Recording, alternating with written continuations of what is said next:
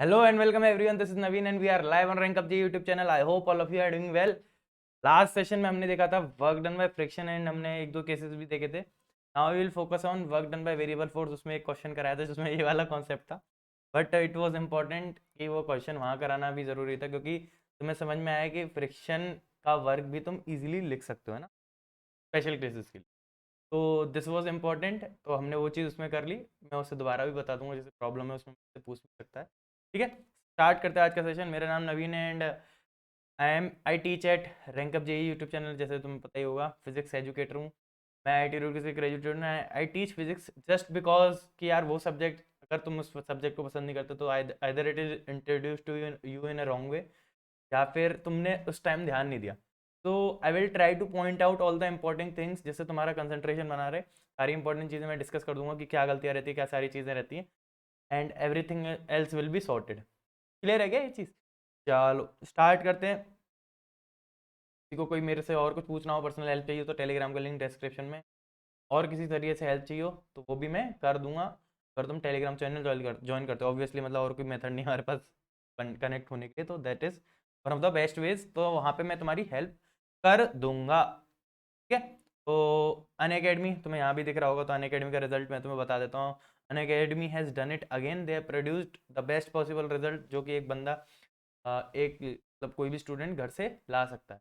ये 87 AIR 99.99 percentile. This is commendable. मतलब जिस लेवल की एजुकेशन अन अकेडमी प्रोवाइड कर रहा है is really to be appreciated, है ना. कि 101 लोग जो है वो 99 से ऊपर परसेंटाइल स्कोर कर रहे हैं, 70 से लोग ऊपर 99.5 से ऊपर परसेंटाइल स्कोर कर रहे हैं. एंड यू नो कि ये सारा काम घर से हुआ है, कोई भी ऑफलाइन क्लासेस वगैरह कुछ नहीं हुआ. तो if you want a platform environment, immersive environment जो तुम्हें IIT JEE की प्रिपरेशन कराए, तुम अपने घर पे ही रहो बट तुम्हारी प्रिपरेशन में कोई कमी ना आए, कोई भी तुम्हारा लेवल प्रिपरेशन का कम ना हो, तो that is possible with Unacademy. ठीक है, क्लियर है? How to try Unacademy? Go to play store, install the app, है ना. इतना तो आता ही होगा, बच्चे तो नहीं हो तुम अभी 9th 10th 11th. ठीक है. Hashtag to top free in education. उसके बाद यूज़ योर मोबाइल नंबर और email ID to log in. जैसे ही इतना कर लोगे तुम अन अकेडमी ऐप यूज़ करना स्टार्ट कर सकते हो. उसके बाद तुम्हारे पास डायरेक्टली वो आएगा ऑप्शन गेट सब्सक्रिप्शन, और you can try Unacademy for free. Unacademy try कर सकते हो. तुम्हें मेरी बात पे भरोसा नहीं होता, सब्सक्रिप्शन डायरेक्टली ले सकते हो. अगर तुम्हें जो चीज़ मैं अभी बताऊंगा, कंपैरिजन वगैरह दिखाऊंगा, अगर वो कंपैरिजन वगैरह समझ में आते तो you can try Unacademy for free also. एक second. Okay.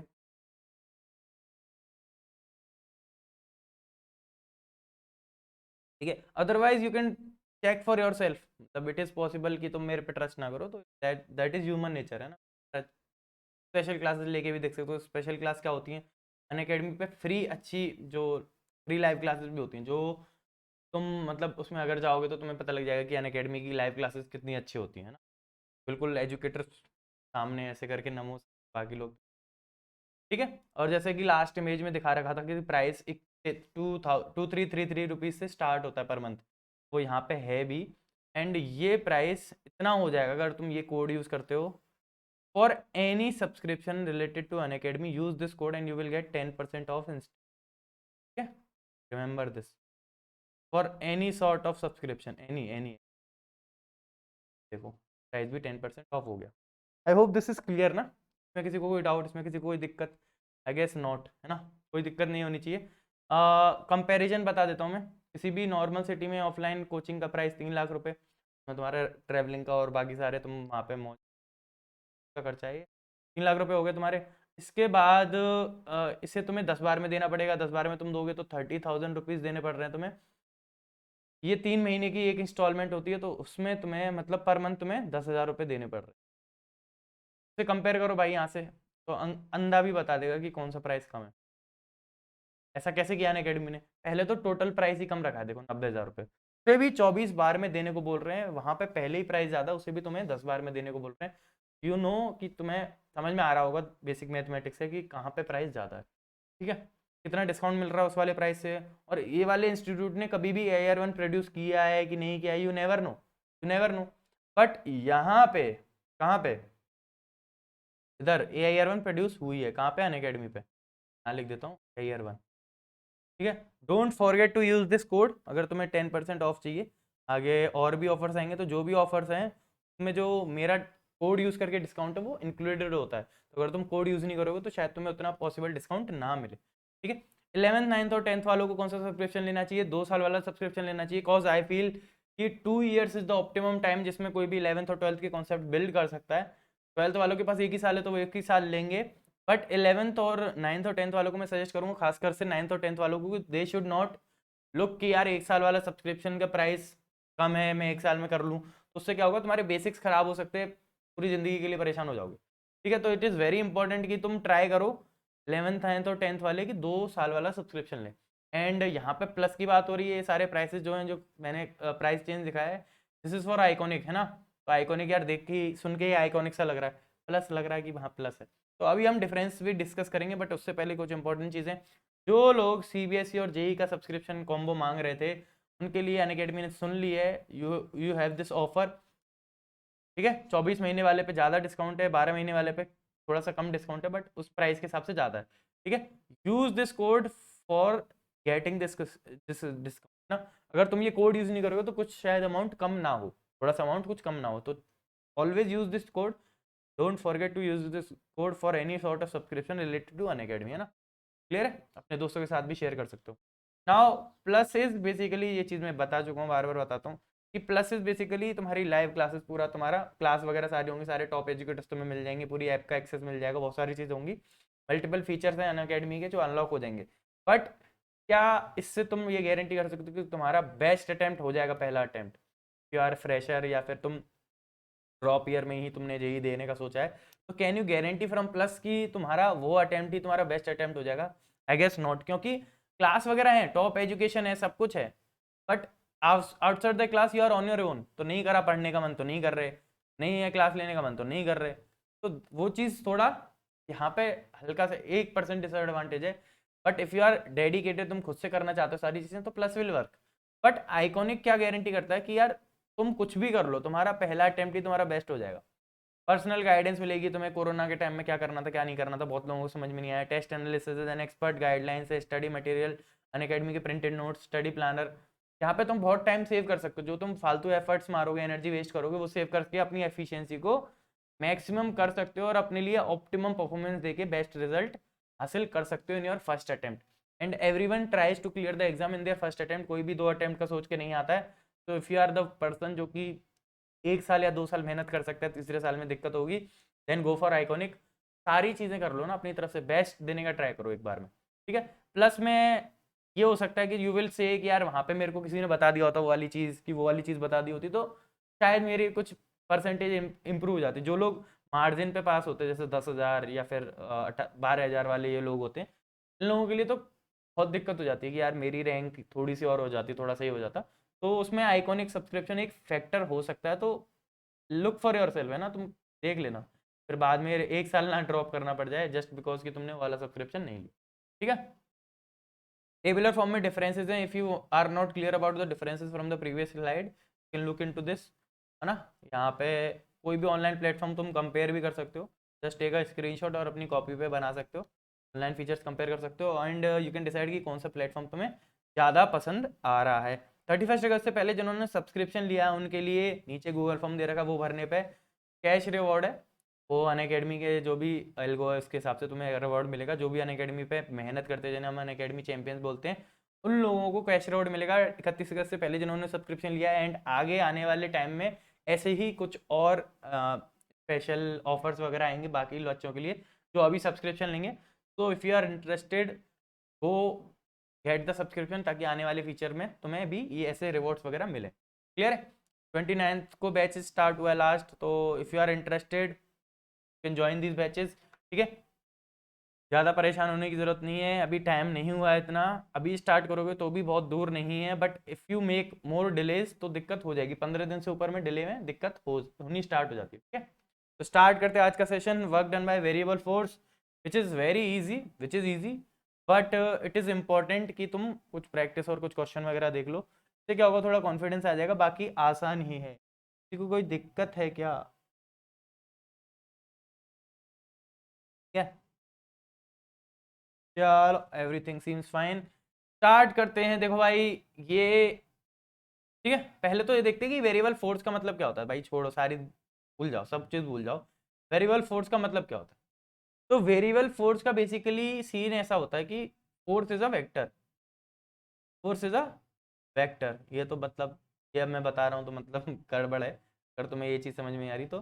Force is a vector, तो सीन क्या होता है कि फोर्स को अगर तुम्हें चेंज करना है, जैसे वेरिएबल फोर्स रखनी है तुम्हें, वेरिएबल मतलब चेंज होने वाली फोर्स, तो या तो इसका मैग्नीट्यूड चेंज कर दो, या इसका डायरेक्शन चेंज कर दो, या दोनों चेंज कर दो।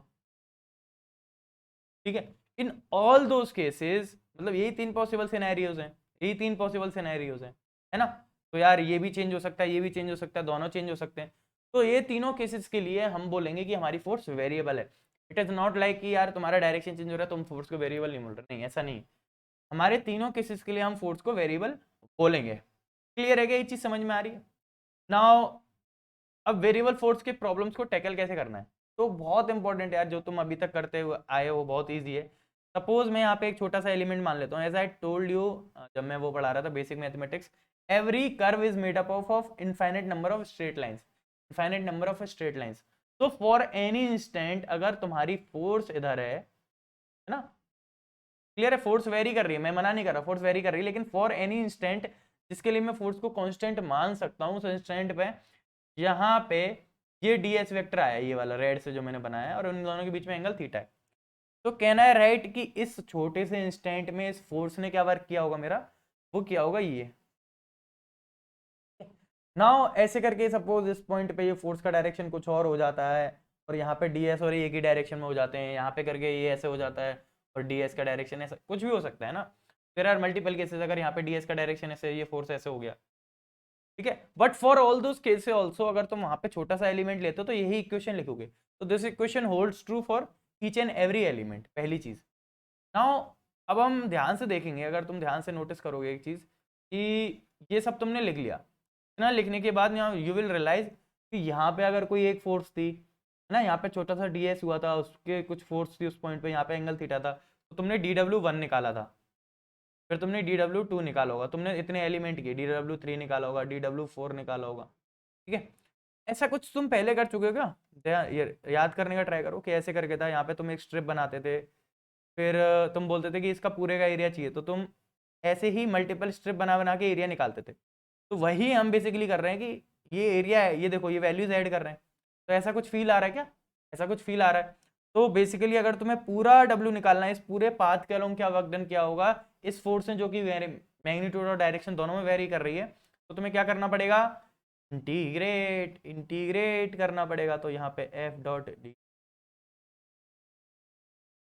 क्लियर है? कांस्टेंट फोर्स का तो इजी था, इसे बाहर ले लेते हैं हम। बेसिकली हर फोर्स के लिए तुम ये लिख सकते हो, बट यहाँ पे कांस्टेंट फोर्स में ये बाहर आ जाएगा, तो इंटीग्रल ds हो जाता है, जिसे तुम डायरेक्टली डेल्टा एस लिख सकते हो, है ना?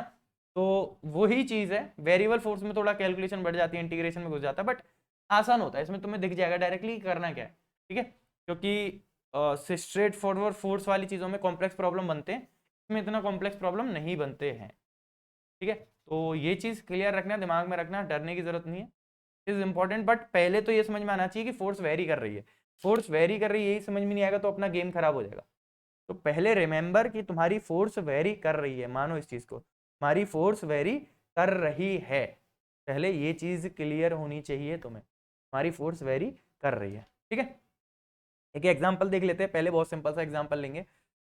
फोर्स हमारी ऐसे वेरी कर रही है भैया, फोर्स हमारी ऐसे वेरी कर रही है, हमें कोई दिक्कत नहीं।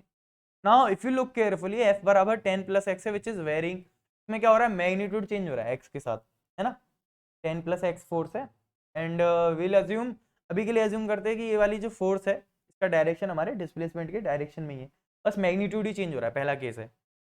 तो सपोज x बराबर 0 से x बराबर 1 तक हमें वर्क डन निकालना है, तो ये ऐसे करके मेरी x एक्सिस है, यहाँ पे फोर्स, ये x बराबर 0 है, तो यहाँ पे कुछ फोर्स होगी, तो ये x बराबर 1 है, यहाँ पे कुछ फोर्स होगी। एक सेकेंड,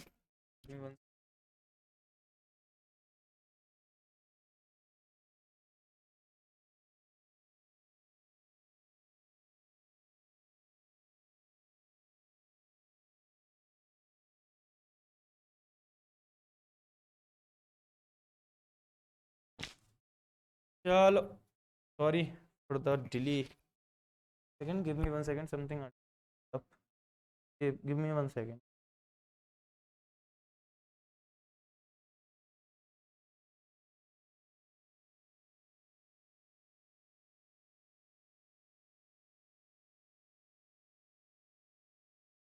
एक सेकेंड।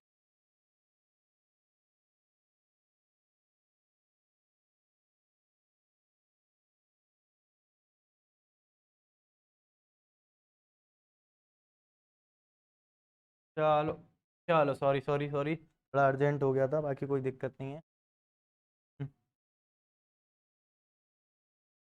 प्रोसीड।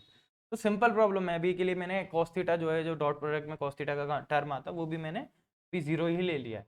तो to make the problem simple, यहाँ पे क्या हो रहा होगा, यहाँ पे फोर्स कितनी हो तुम्हारी, यहाँ पे 10 न्यूटन फोर्स है क्योंकि तुम्हारा x जीरो, यहाँ पे कितनी फोर्स हो जाएगी, यहाँ पे 11 न्यूटन हो जाएगी। यहाँ पे बीच में कोई फोर्स है, यहाँ पे बीच में कुछ सीन है, वहाँ पे फोर्स कितनी हो जाएगी तुम्हारी, F प्लस जो भी x है वहाँ का वो हो जाएगी, मतलब 10 प्लस एफ एक्स हो जाएगी। ठीक है।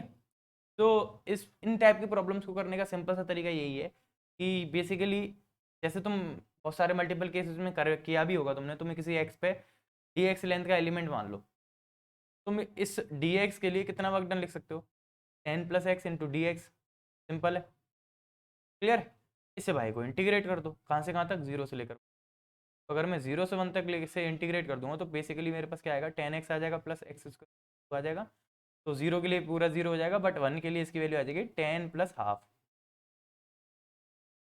इतने जूल मेरा वर्क हो गया। क्लियर है। इस फोर्स ने इतना वर्क किया, मैंने अभी एज्यूम नहीं किया, डायरेक्शन चेंज एज्यूम नहीं किया, ये मैग्नीट्यूड चेंज वाला केस था। ठीक है, एम आई क्लियर, चीज क्लियर है क्या। तो बेसिकली प्रॉब्लम सिंपल होते हैं ना। तो एक एग्जांपल ले लेते हैं जिसमें दोनों चीज़ें चेंज हो रही हैं आई गेस, है ना। तो एग्जांपल ले लेते हैं, जैसे एफ वेक्टर को अगर मैं बोल देता हूँ कि एक्स वाई स्क्वायर आई कैप प्लस अपन ले लेते हैं वाई एक्स स्क्वायर जे कैप, ऐसे करके अगर अगर मैं बोल देता हूँ कि एक्स ऐसे करके, है ना। क्लियर है। ये हमारा फोर्स है, एंड आई से कि हमारा जो पार्टिकल है, जो हमारा पार्टिकल है उसका डिस्प्लेसमेंट किसके अकॉर्डिंग हो रहा है, उसका डिस्प्लेसमेंट हो रहा है वाई बराबर एक्स स्क्वायर के अकॉर्डिंग। क्लियर है। वाई बराबर एक्स स्क्वायर के अकॉर्डिंग उसका डिस्प्लेसमेंट हो रहा है। तो these are the two conditions. अब तुमसे पूछा है कि किसी x1 से x2 जाने में कितना वर्क डन होगा, तो कुछ भी दे सकता है वो, इट डज नॉट मैटर। चलो ये क्वेश्चन कर लेंगे, बट उससे पहले कुछ चीज़ें डिस्कस कर लेते हैं। हाँ, ये क्वेश्चन थोड़ा दिमाग में रखना, बट उससे पहले कुछ चीज़ें डिस्कस कर लेते हैं। तो देखो, सिंपल सी चीज़ है, तुम्हें करना है डॉट प्रोडक्ट। ठीक है। अब हमारे लेवल पे 3D से बाहर प्रॉब्लम नहीं आता। तो if you know how to solve a 3D problem, 3D work done निकालना आता है तुम्हें, तो बाकी प्रॉब्लम्स में भी दिक्कत नहीं होगी। तो सिंपल सी चीज़ है, तो हम 3D वाला एक केस देख लेते हैं। सपोज ऐसे करके सीन है ना, 3D पिक्चर है। अब क्या हो रहा है, ये तुम्हारी सपोज ये एक्स एक्सिस है, ये वाई एक्सिस है, और ये जेड एक्सिस है ना, ऐसे करके है। भाई ये थोड़ा टेढ़ा हो गया, बट चलेगा। ठीक है। तुम इधर हो, तुम इधर हो, तुम्हारी कोई फोर्स है, फोर्स क्या है, तुम्हारा एफ वेक्टर है कुछ, उसका एक्स में कुछ कंपोनेंट होगा, प्लस उसका वाई में कुछ कंपोनेंट होगा, प्लस उसका जेड में कुछ कंपोनेंट होगा। सिंपल, क्लियर है। तो ये जो हमने लिखा है ये डी डब्ल्यू लिखा है ना, work is a scalar quantity, तो ये हमने लिख दिया।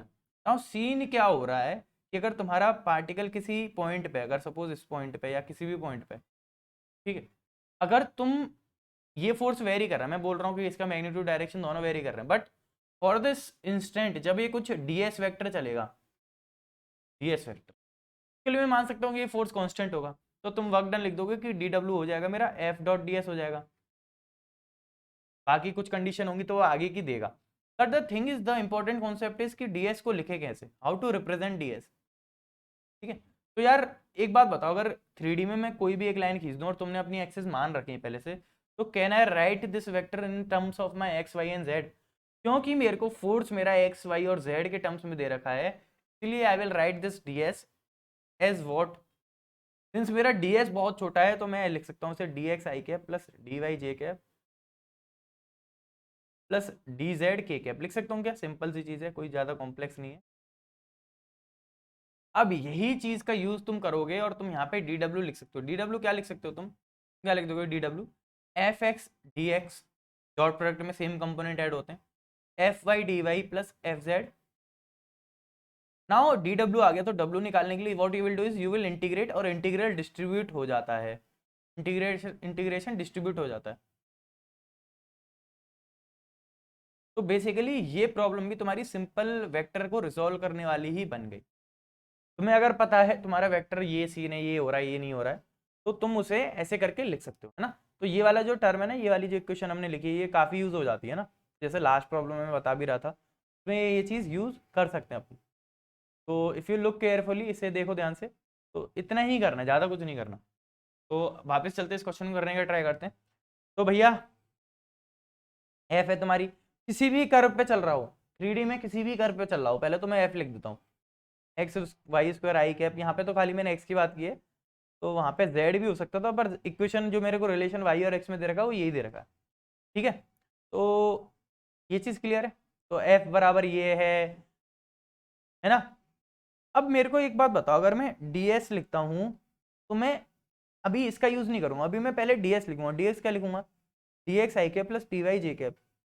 अगर मेरे को dw लिखना है, तो I will write x y square d x plus y x square d y. इसमें मैं अगर इंटीग्रेट कर दूंगा दोनों साइड को, तो मेरे पास टोटल w आ जाएगा x y square d x, तो यहाँ पे integral plus integral y x square d x. हाँ, इस क्वेश्चन में कुछ दिक्कत है। दिक्कत ये है कि तुम इस y को बाहर नहीं ले सकते, वाई स्क्वायर को। क्यों नहीं ले सकते? क्योंकि दिस इज अ टर्म जो कि x पे डिपेंड कर रहा है, y तुम्हारा x पे डिपेंड कर रहा है, तुम इंटीग्रेट भी x के रेस्पेक्ट में कर रहे हो। सिमिलरली, अरे मैं यहाँ पे dx लिख दिया क्या मैंने? Similarly in the next term तुम इंटीग्रेट y के रेस्पेक्ट में कर रहे हो, बट x के अंदर भी एक x का y का कंपोनेंट है, x is also depending on y, ठीक है। तो you need to be careful in such questions. तो तुम w क्या लिख दोगे?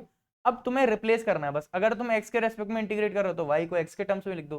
तो अगर y एक्स स्क्वायर है, तो y स्क्वायर x की पावर 4 हो जाएगा, तो ये x की पावर 5 हो गया। प्रॉब्लम सिंपल है, but it is all about solving mathematically, है ना। जहां पे एक्स स्क्वायर है, एक्स स्क्वायर किसके बराबर है? वाई के बराबर, तो यहाँ पे वाई स्क्वायर डी वाई हो जाएगा।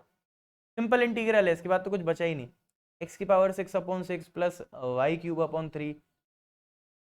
क्लियर है? इसमें लिमिट पुट कर दो x1 x2 and you will have your work done. Clear है? तो no matter what type of problem, variable force का कोई भी प्रॉब्लम होता है, तो वेरिएबल फोर्स के एग्जांपल है हमारे पास स्प्रिंग फोर्स, वो भी हम देख लेंगे। तो this kind of problem can be easily solved, है ना। क्लियर है? बट वही है कि यहाँ पे देखना पड़ेगा कि वहाँ फोर्स वेरी हो रही है, तुम्हारा डिस्प्लेसमेंट क्या क्या रिलेशन है, क्वेश्चन वगैरह थोड़ा सा देखना पड़ता है। बाकी तो आसान है, कैलकुलेशन इतना टफ नहीं है। और इंटीग्रेशन में अगर तुम इंटीग्रेशन में गलती कर रहे हो, तो that's not part of physics, तुम्हारा मैथमेटिक्स वाले उसमें। तो आई गेस इसमें कोई दिक्कत नहीं है, किसी को कोई प्रॉब्लम इसमें? हाँ, इसमें कोई प्रॉब्लम बताओ, ये चीज़ में कोई दिक्कत? चलो आगे बढ़े फिर। आगे बढ़े क्या? आगे बढ़े क्या? क्लियर है ना ये चीज़, है ना। किसी को कोई डाउट, किसी को कोई दिक्कत? ठीक है। तो ये वाली क्वेश्चन था जो मैं यार तुम्हें लास्ट क्लास में करा दिया, बट इसमें भी वही यूज़ हो रहा था कि तुम इंटीग्रेट करके कर रहे थे, मैंने तुम्हारे साथ वो किया थोड़ा सा। बट देख लो ना यार, सिंपल था, मतलब समझ में तो तुम्हें आ ही गया था। तो बस मैं वही किया था कि यहाँ पे ds लिया था, ऐसे करके भी देख रहे हो तुम, चीज़ हमने सेम ही की थी यहाँ पे। पर y और x में हमने एक एक करके भी वर्क डन निकाला था, हम टोटल करके भी निकाल सकते थे, मैंने यही किया था ना इसमें भी, एफ डॉट डी एस किया था, बट डी एस को मैंने डी एक्स और डी वाई लिख दिया था, है ना। डी एस को क्या लिख सकता हूँ मैं? ये वाला और ये वाला। तो ये हमने लास्ट क्लास में करके भी देखा था। If you want I can show it again, ऐसे दोबारा करके दिखा देता हूँ, चलो। तो क्या होगा, थोड़ा और क्लैरिटी आएगी कौन सा। तो बेसिकली हमने लास्ट क्लास में क्या किया था, देखो ध्यान से। अगर ये डी एक्स है, तो देखो, अगर ये डी एक्स है, अगर ये डी एक्स है, डी एस है मतलब, तो इसका एक कंपोनेंट ये होगा डी एक्स, और इसका कंपोनेंट एक ही होगा डी वाई। तो हमने फोर्स को क्या लिखा था, हम स्लोली लेके जा रहे हैं, तो हम फोर्स को पे बैलेंस्ड मानेंगे अभी के लिए, क्योंकि v जीरो एक तो, और फिर भी उस पर भी कांस्टेंट है ना। तो f बराबर mu M G cos theta, यहाँ पे एक थीटा एंगल मान लेता हूँ, ये वाला थीटा एंगल है, ठीक है, प्लस हमारे पास एम जी साइन थीटा था। ये हमारे पास फोर्स आ गई थी, यहाँ पे थीटा वेरी कर रहा है, देखो थीटा वेरी कर रहा है, डायरेक्शन चेंज हो रहा है, डायरेक्शन चेंज हो रहा है, मैग्नीट्यूड चेंज नहीं हो रहा है, डायरेक्शन चेंज हो रहा है। देख रहे हो, मतलब थीटा के साथ साथ मैग्नीट्यूड डायरेक्शन दोनों चेंज हो जा रहे हैं ऑब्वियसली। क्लियर है?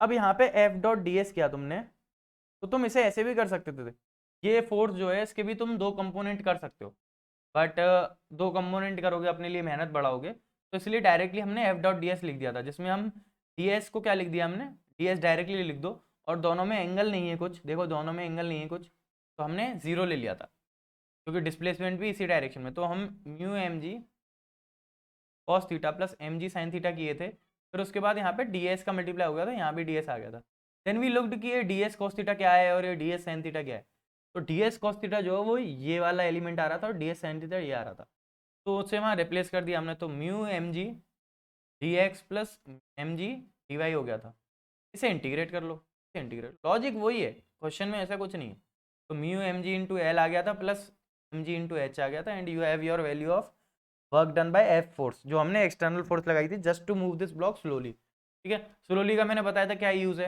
अगर स्लोली नहीं होता तो तुम्हें N minus M G cos theta बराबर M we square by R लिखना पड़ता, स्लोली है तो ये टर्म जीरो हो गया और एन बराबर एम जी कॉस थीटा हो गया, क्योंकि एट ईच पॉइंट ये एक सर्कल में मूव करेगा, अगर ये तेज जाएगा, तो अगर सपोज इस वाले पॉइंट पे ये तेज जा रहा होता तो ये इस सर्कल का पार्ट होता, अगर ये सर्कल में अच्छे से बना दूं, दोबारा बना देते हैं,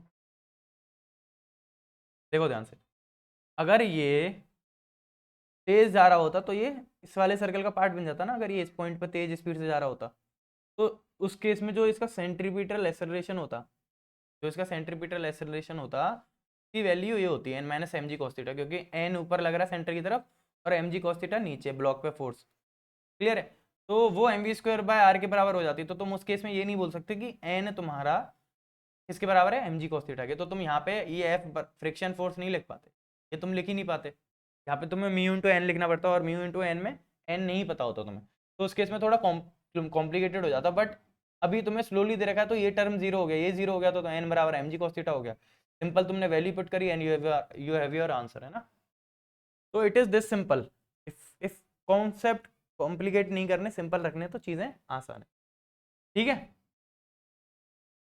स्प्रिंग फोर्स देख लेते हैं, स्प्रिंग फोर्स, इसमें कुछ गलतियां होती हैं जो मैं बता दूंगा कि गलतियां क्या क्या होती हैं, तो स्प्रिंग फोर्स सिंपल एग्जांपल है, सिंपल स्प्रिंग फोर्स में कुछ नहीं होता, सही से करके एक स्प्रिंग है, यहाँ पे एक ब्लॉक है,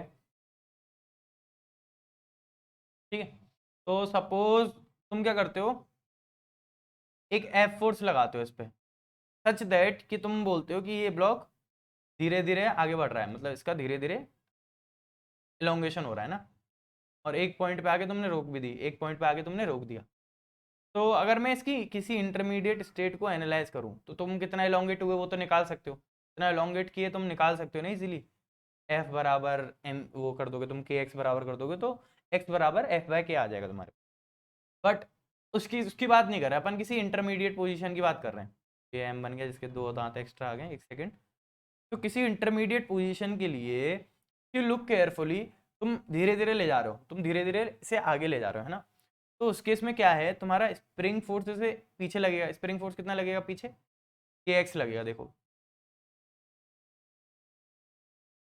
के एक्स लगेगा कि नहीं लगेगा, के एक्स लगेगा, के एक्स लगेगा, और यहाँ पे एक एफ लगा रहे हो तुम इस ब्लॉक को धीरे धीरे मूव करने के लिए, now if if we want to know कि वर्क डन बाय अलग अलग चीज़ें क्या है, अगर ये एफ है और इन सब चीज़ों का वर्क डन क्या है, तो अगर मैं work done by external force निकालता हूँ तो बेसिकली मेरा फोर्स चेंज कर रहा होगा, अगर मेरे को स्प्रिंग एक्सटेंड करते रहनी है तो क्या होगा, मेरे को फोर्स चेंज करना पड़ेगा, कि सपोज अगर मैं किसी F1 पे लगाता हूँ, अगर मैं कोई एफ फोर्स लगा देता हूँ तो उसमें धीरे धीरे इंक्रीमेंट करना पड़ेगा मेरे को, फिर लुक केयरफुली, तो यहाँ पे अगर मैं छोटे से उसके लिए लेता हूँ dx के लिए, छोटे से dx के लिए,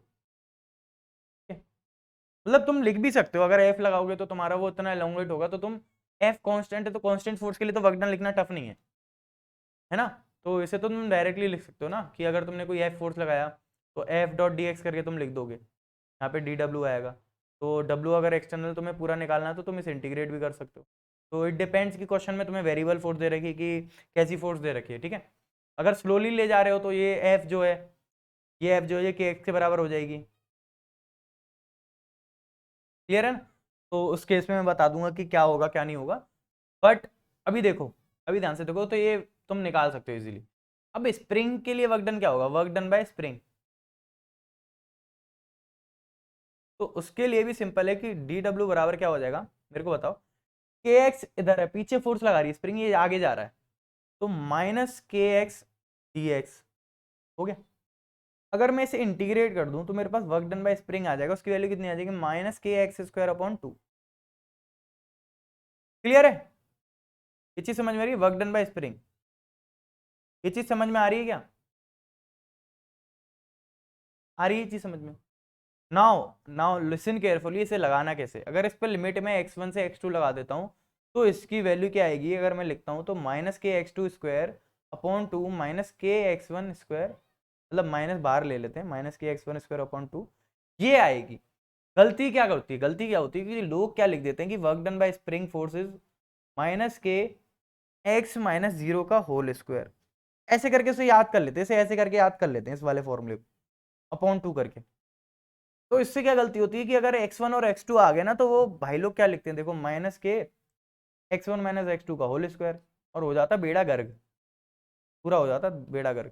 तो ये गलती नहीं करनी, ये गलती नहीं करनी, it is difference of square terms, दो स्क्वायर टर्म्स का डिफरेंस है, it is not square of the difference, है ना, ये चीज क्लियर है।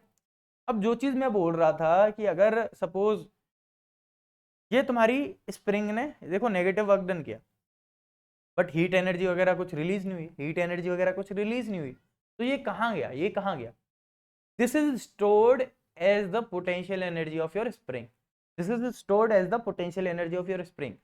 मतलब कहने का क्या मतलब है कि अगर सपोज तुमने एफ फोर्स से रोक रखा है तो वो जो तुम्हारी स्प्रिंग है उसमें एक पोटेंशियल एनर्जी बनी हुई है, अगर अगर तुमने वो ब्लॉक छोड़ दिया, अगर तुमने वो ब्लॉक छोड़ दिया तो जो पोटेंशियल एनर्जी है सारी की सारी वो काइनेटिक एनर्जी में कन्वर्ट होनी स्टार्ट हो जाएगी। क्यों, क्योंकि तुम्हारा जो कोई भी सिस्टम है वो कम पोटेंशियल एनर्जी पे रहना चाहता है, दैट इज मोर स्टेबल।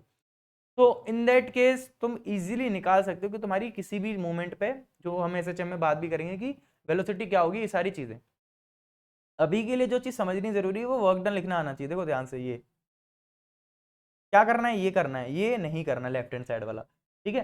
तो बेसिकली जितना तुमने स्प्रिंग एक्सटेंड की उसके करस्पॉन्डिंग एक स्प्रिंग में पोटेंशियल एनर्जी स्टोर होगी, क्योंकि यहाँ पे कोई भी लॉस नहीं हो रहा है, यहाँ पे कोई भी लॉस नहीं हो रहा है, it is the energy is transferring from one medium to another. क्या ये चीज क्लियर है, क्या ये चीज क्लियर है, क्लियर है क्या ये चीज। या फिर तुम ऐसे भी बोल सकते हो कि तुमने एक्सटर्नल फोर्स लगाई, इसलिए मैंने स्लोली की बात की थी कि अगर स्लोली ले जा रहे हो इस ब्लॉक को तो वहां पे तुम्हारा एफ बराबर के एक्स हो जाएगा, तो तुम बोल सकते हो कि इस एफ ने जितनी एनर्जी दी वो इसके इसमें इसके सिस्टम में स्टोर हो गई है ना, तुम वैसे भी बोल सकते हो। क्लियर है, क्लियर है क्या ये, I hope this is clear. Work done by spring आ गया, वर्क डन बाय हमने एक्सटर्नल फोर्स निकाल लिया, तो I guess all of this is clear है ना। तो स्प्रिंग फोर्स सिंपल है, अगर कोई एग्जांपल आए तुम्हारे पास कि स्प्रिंग का कांस्टेंट ही है तो तुम इजीली सॉल्व भी कर सकते हो, ठीक है। एक छोटा सा कॉन्सेप्ट और है जो कि मैं डिस्कस करना चाह रहा हूँ, छोटा सा कॉन्सेप्ट है बहुत, कि सपोज अगर तुम्हें कोई ग्राफ दे रखा है ऐसे करके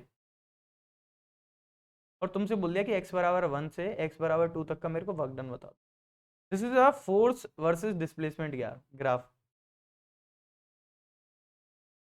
तो ये नीचे भी जा सकता है ना, वो कोई दिक्कत नहीं।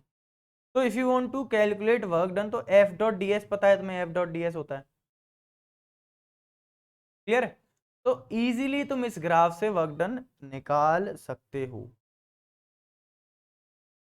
अगर तुम इसे इंटीग्रेट कर दोगे, अगर तुम इसे इंटीग्रेट कर दोगे इजीली तुम इस ग्राफ से वर्क डन निकाल सकते हो। Area under force and displacement graph area और work done, is this clear. Simple चीज़ है बट इंपॉर्टेंट है, क्योंकि कभी कभी प्रॉब्लम्स जो है वो तुम्हारे इंटीग्रेट वगैरह करके सॉल्व नहीं होंगी जितनी इजीली उसमें सॉल्व हो जाएंगे। जैसे ये वाला प्रॉब्लम था एक, हमने एवरेज वेलोसिटी वगैरह में किया था कि किसी एसिलेशन अल्फा से पहले एसिलेट होता है फिर डी एसिलेट बीटा से होता है, तो बेसिकली मैक्सिमम कितना डिस्टेंस कवर किया, मैक्सिमम स्पीड कितनी गेन की, वो सारी चीज़ें निकालनी थी। ये वेलोसिटी वर्सेस टाइम का ग्राफ था आई गेस, तो ये वाला प्रॉब्लम इससे ग्राफ से इजीली हो जाता है। वैसे ही यहाँ पे कुछ प्रॉब्लम्स होंगे जो तुम्हारे ग्राफ से इजीली हो जाएंगे, तो try to look for it, है ना, ऐसे टाइप के कौन से प्रॉब्लम्स होते हैं, बाकी तो कॉन्सेप्ट में कुछ नहीं है। तो if you want to know कि अगर एक फोर्स है, अगर वो ऐसे करके मैं बना भी देता हूँ, 1 न्यूटन का फोर्स है, हमारा डिस्प्लेसमेंट हुआ 1 मीटर से 2 मीटर, यहाँ पे 1 मीटर यहाँ से 2 मीटर है, हमारा वर्क डन कितना हो जाएगा, एक इंटू एक, एक इंटू एक, तो यहाँ पे एक है, अगर यहाँ पे दो है तो इसका भी मैग्नीट्यूड उतना ही आएगा। तो अगर तुम इस फोर्स को नीचे ले जाओ, अगर ये ग्राफ ऐसा बन जाएगा, ठीक है। स्प्रिंग फोर्स के लिए ले लेते हैं ना, चलो स्प्रिंग फोर्स के लिए ले लेते हैं। देखो माइनस के एक्स होती है spring force, minus k x होती है स्प्रिंग फोर्स, ठीक है। तो वर्क डन बाय स्प्रिंग निकालना है तुम्हें, वर्क डन बाय स्प्रिंग निकालना है। तो देखो यहाँ से ले लो, जीरो से ले लो, किसी भी दो पॉइंट के बीच में ले लो, तो चलो दो पॉइंट के बीच में ले लो, दो पॉइंट के बीच में निकाल लो, निकाल लेते हैं यहाँ से, ये x1 है ये x2 है। तो अगर मैं इस पूरे ट्राइंगल में से, ये पूरा बड़ा वाला ट्राइंगल है, उसमें से ये छोटा ट्राइंगल माइनस कर दूंगा, तो I will have the area जो मेरे को चाहिए, जो मेरा work done by spring, work done by spring मेरे को मिल जाएगा। तो बेसिकली मेरे को क्या करना पड़ेगा, हाफ के, देखो ये था ना माइनस के एक्स का ग्राफ था ये स्लोप कितना है के है, तो यू नो कि ये वाला डिस्टेंस कितना होगा, अगर ये x1 है तो ये वाला डिस्टेंस कितना हो जाएगा, के x1 हो जाएगा, कि टेन थीटा है ना, टेन थीटा है, तो ये डिस्टेंस के x1 हो जाएगा। तो हाफ के x1 इंटू x1, के x1 क्या है, ये वाली लेंथ, तो ये एरिया आ गया तुम्हारे पास हाफ के x1 इंटू x1, ठीक है। तुम्हें और क्या करना पड़ेगा, हाफ के x2 इंटू x2, ये वाली लेंथ आ जाएगी तुम्हारे पास। इन दोनों को जब तुम सब्ट्रैक्ट कर दोगे तो तुम्हारे पास टोटल एरिया आ जाएगा। और नेगेटिव किस लिए, क्योंकि ये नीचे है, देखो नीचे है ग्राफ के नीचे, ठीक है। This is one thing. Now एक और चीज जो आती है, जो स्प्रिंग में मैं बताना शायद भूल गया, उसमें ये होता है कि अगर ये x2 और x1 अगर सेम है, अगर जैसे सपोज मैं इसमें 3 और 2 पुट करता हूँ और मैं -3 और -2 पुट करता हूँ, -3 और -2 पुट करता हूँ, या फिर -3 और 2 पुट करता हूँ, तो कोई चेंज नहीं आएगा। देखो ध्यान से, कोई चेंज नहीं आएगा, क्योंकि यहाँ पे एक्स स्क्वायर है, कोई चेंज नहीं आएगा वर्क डन में। अगर मैं यहाँ पे -3 -2 पुट कर दूँ, -3 2 पुट कर दूँ, 3 2 पुट कर दूँ, या फिर मैं what can I put, I can put it as like -2 और 3 पुट कर सकता हूँ, 3 -2 पुट कर सकता हूँ, तो चीज़ें सेम रहेंगी, ये चारों केसेस के लिए वर्क डन मेरा सेम रहेगा। देख रहे हो तुम, देख रहे हो। तो this is one important thing जो कि तुम्हें याद रखनी पड़ेगी, work done by spring in cases में, इस लिमिट में यही रहेगा। क्या ये चीज़ क्लियर है? अगर मैं एक पॉइंट से दूसरे पॉइंट पे ले जा रहा हूँ इनमें से किसी भी, तो work done by spring same रहेगा। ये देखो वेरी इंपॉर्टेंट, किसी को कोई दिक्कत?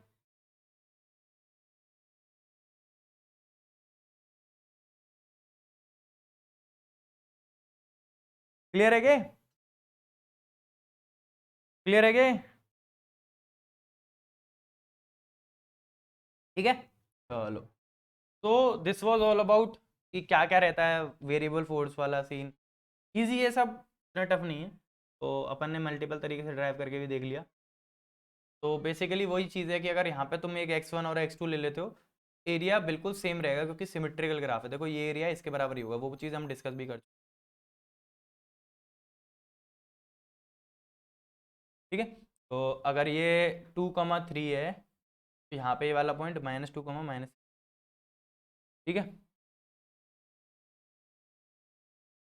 इंटरेस्टिंग चीज़ क्या है ना, कि 3 से 2 के बीच में भी सेम एरिया होगा। तुम देखो ध्यान से, 3 से 2 के बीच में भी सेम एरिया होगा। क्यों होगा? क्योंकि ये वाला एरिया और ये वाला एरिया कैंसिल हो जाएगा ना। देखो मैं रेड से बना देता हूँ, देखो ये वाला एरिया, तो ये वाला एरिया तो कैंसिल ही हो जाएगा अगर मैं 3 से -2 देख रहा हूँ।